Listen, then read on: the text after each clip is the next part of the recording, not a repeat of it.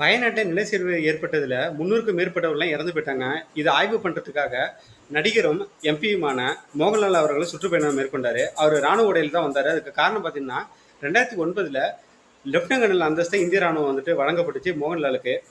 அது மட்டும் இல்லாமல் அவர் கூட பார்த்தீங்கன்னா மேஜர் ரவின்னு ஒருத்தவர், அவரும் ரிட்டையர்டு ஆர்மி ஆஃபீஸர் தான். அவர் ரிட்டையர் ஆன பிற்பாடு அவர் யூனிஃபார்ம் போட்டு வந்தது ஒரு பெரிய சர்ச்சையை ஏற்படுத்தியிருக்கு.